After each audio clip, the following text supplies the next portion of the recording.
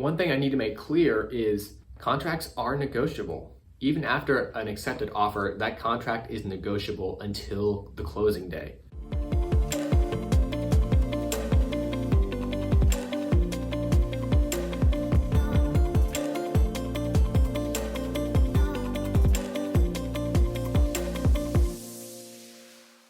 Hey everyone, welcome back to my channel. My name is Wesley Meyer. I am a realtor here in the Nashville area, and I strongly believe that every person deserves to be educated about real estate before they head into a real estate transaction, because it's going to be one of the biggest financial decisions, probably the biggest financial decision you ever make, and you deserve to be confident and knowledgeable before making that kind of decision. So that's what this whole channel is about. Educating you about Nashville, real estate, anything that you'll need before jumping into the home buying or selling process. And I am a realtor here. I love helping my clients. If you or anyone you know is looking to buy or sell property here in the Nashville area, please reach out to me. I'd love to be of service to you any way I can.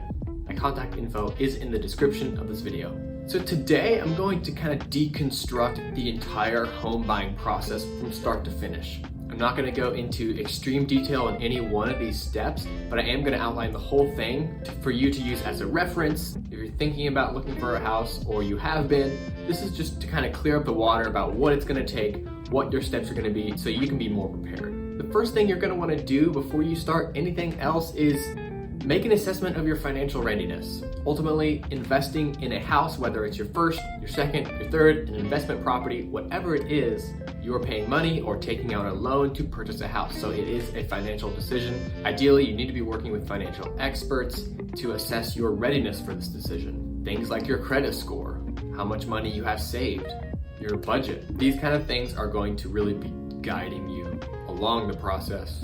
And if you aren't already, I highly recommend working with a financial advisor. A financial advisor is going to be able to get you on track to start saving. If you're looking to invest wisely, and just manage your income wisely.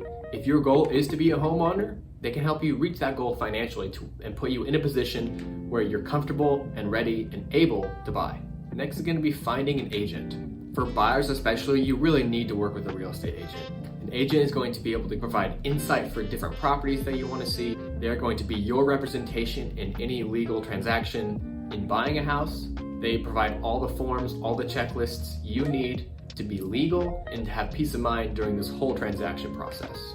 And one of the buyer benefits of working with an agent is that you are not the one paying that agent directly. So in Nashville and most places, it is standard that the seller, whoever is selling the house, covers the commission of both real estate agents in the transaction.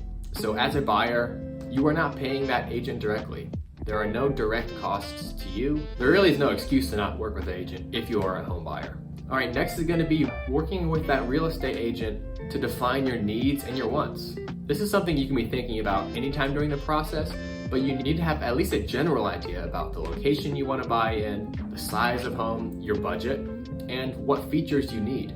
If you're kind of lost and having trouble narrowing down what would work for you and what wouldn't, I have created a really simple tool for you to be able to score houses based on your needs and your wants. I call this the Ideal House Scorecard. Any of my clients have access to this. This is a document that I created personally. I use this document personally. It's a really good tool to be able to remove emotion out of the home search process to make sure you end up with a house that's going to work for you for years to come.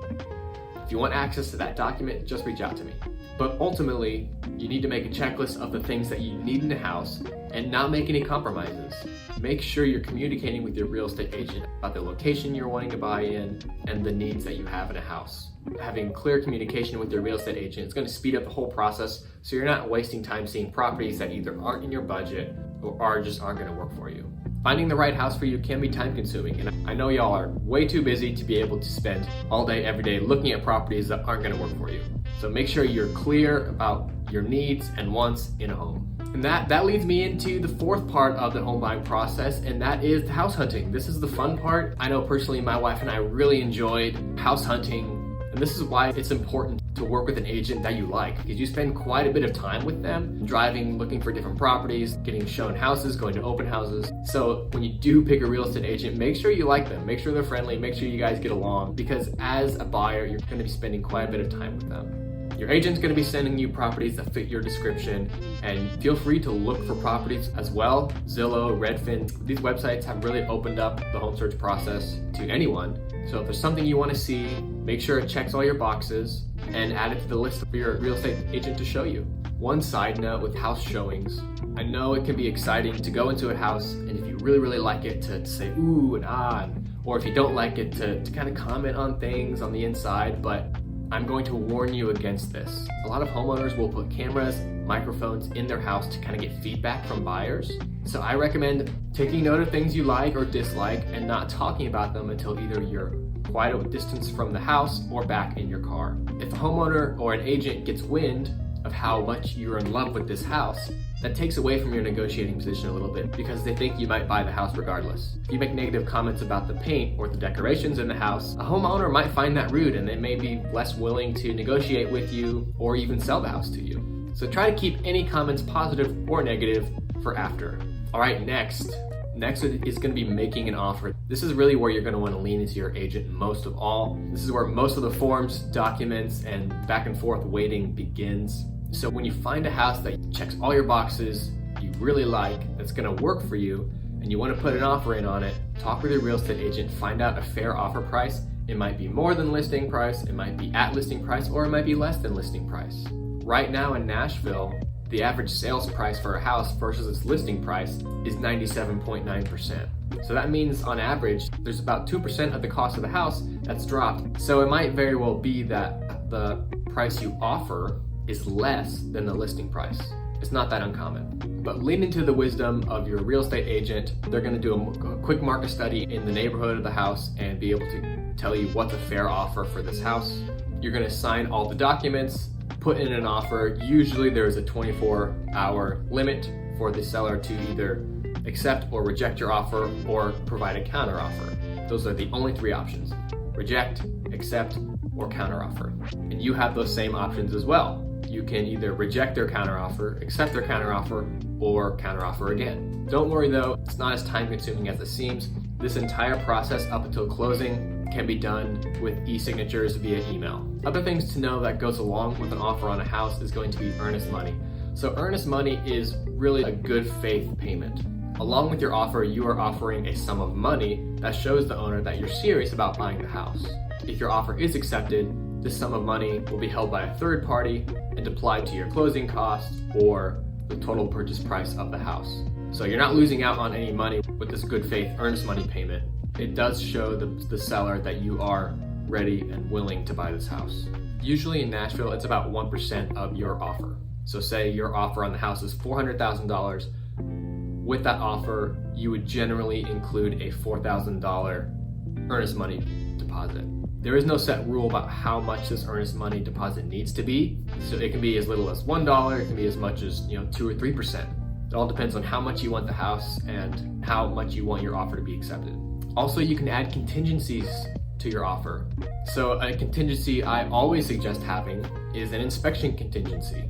So this allows you to get the deposit back after performing an inspection on the house if you find something that changes your mind about buying the house. Let's take that same house. You offered $400,000. If they accept, you send in your $4,000 earnest money deposit, and a few days later, you hire an inspection on the house, and the inspection comes back and says, hey, the roof is leaking, you got mold in the attic. It's going to be quite a lot of money to mitigate this and get that mold out of there. You also need a new roof.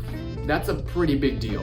That is enough to change anyone's mind about buying this house. Because your agent wrote in an inspection contingency, you are legally able to back out of that contract and get your earnest money deposit back. All right, next is going to be the period from going under contract on the house to closing. This is called the escrow period. This is when there's been an accepted offer on a house, but you have not closed yet. You haven't signed on the dotted line saying, I 100% am buying this house, here's the money. This can be a different amount of time depending on the contract. Generally, we try to keep it at 30 days, but it can be longer than that. Some cases, it can be shorter than that depending on certain factors, but generally 30 to 60 days is pretty common. Again, during this period, I will always advise my clients to get an inspection done on the property. It's going to be worth it in the long run to have that peace of mind, even if they don't find anything wrong with the house, which is very, very rare. There's usually something that's discovered.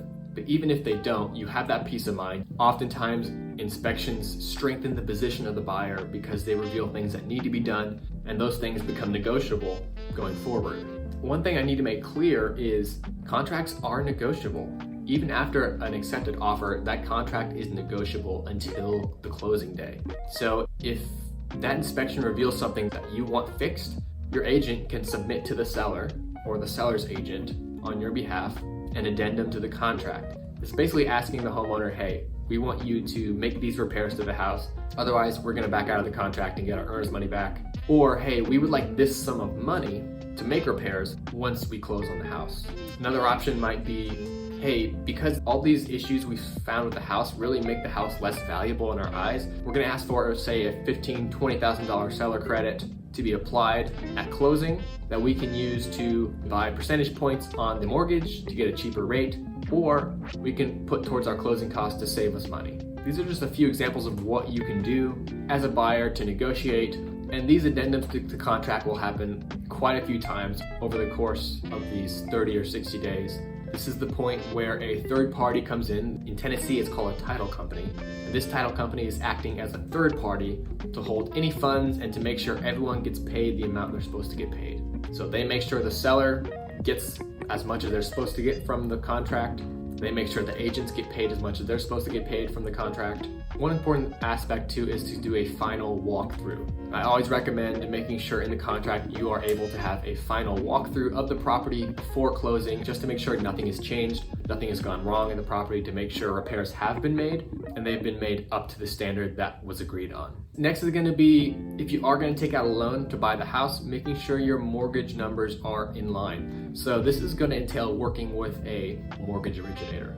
Now this is a process you really need to have started right at the beginning when I talked about getting your financing in order. If you really don't know where to start with this, don't worry, you can reach out to me. I know some really knowledgeable mortgage originators who will be able to guide you and get you a loan for a house. At some point before you close on the house, your interest rate will be locked in. Once all your financial information, your bank statements, all that stuff that the bank is going to need to give you that loan, once all those things are submitted, your rate will have been locked in. The mortgage underwriter is going to give you the thumbs up and say, we're clear to close. And once you get the clear to close from the bank, closing day will generally happen a few days after that. All right, next is closing day. We're almost done. So closing day will usually happen at the title company location. So you meet there. This is the only time you're going to need a wet signature. So a wet signature is an in-person, your personal hand writing your signature. You don't need just one signature. You're going to have many, many, many on this day.